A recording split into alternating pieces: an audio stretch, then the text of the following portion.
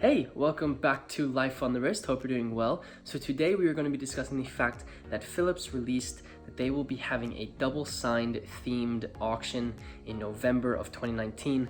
This was super exciting when I read about it. I love the double-signed dials on watches, so I thought we would just give you some of the details around this auction and also explain what double sign means and so that you're aware of it.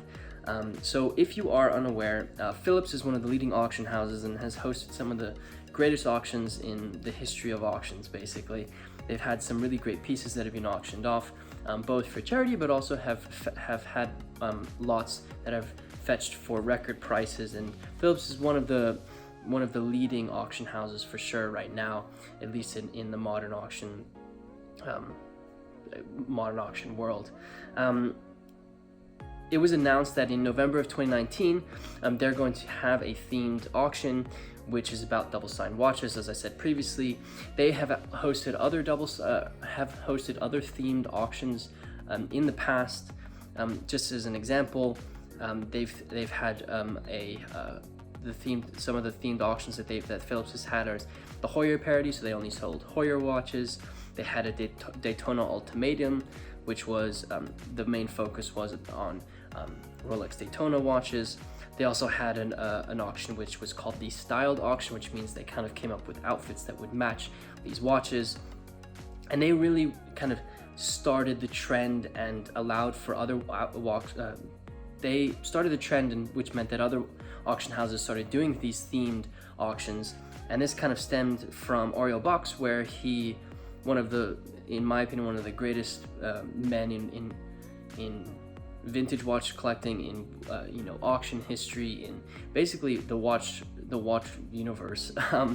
He kind of started this trend when he came up with the Daytona Anniversary auction, which took place in 2013, and that kind of obviously brought to life the fact that we should, instead of just doing auctions around a bunch of watches, have a little bit more of a focused auction, and that kind of brings collectors who are really focused in their watch collecting as well.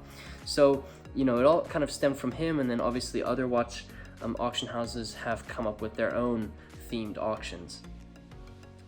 For those who don't know what a double-signed watch is, many jewelers have signed the dials of the watches that they end up selling from their stores.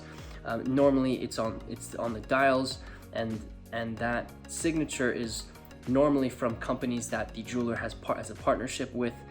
Some of these examples, and I'll be sure to put up a bunch of pictures, but some examples of watch jewelers that have signed the dials of the watches that they've sold are Beyer, Astra Torino, Tiffany Co, Gobi Milano, Hausmann & Co, Linz, and so on and so forth. So there are so many different ways that so many different retailers who have signed the dials of their watches, which is really cool because it's something very unique, and that's what I'm going to get into that in just one second.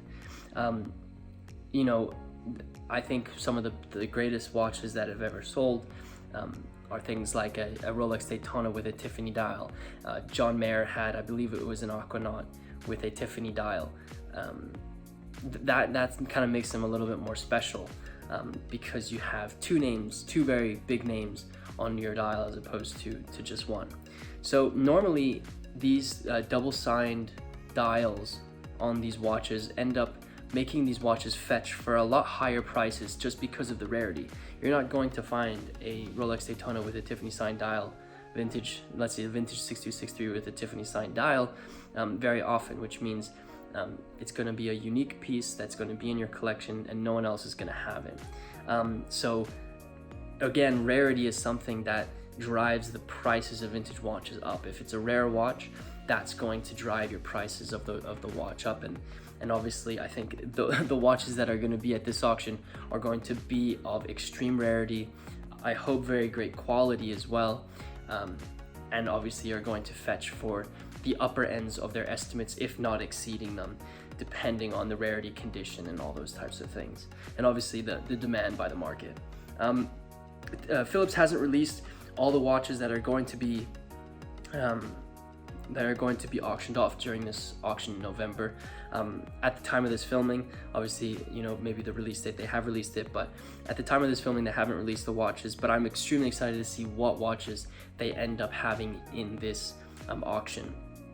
I think that not only is it going to be exciting to see what these watches fetch for, but it's also going to be exciting to see these uber rare pieces that I'm almost willing to guarantee there's going to be some gem that no one has seen before, and it's super exciting to see that, because then, you know, we all grow in our knowledge of the watch world. I'm definitely going to be watching this auction. It's super exciting. It's going to be in Geneva, so in November I probably won't be there, but I'm definitely going to be watching it closely and super excited to see what pieces they end up auctioning off. So if you like this video and you like videos about watches, we make videos about just about anything in watches. So if you like this type of content, be sure to subscribe to our channel.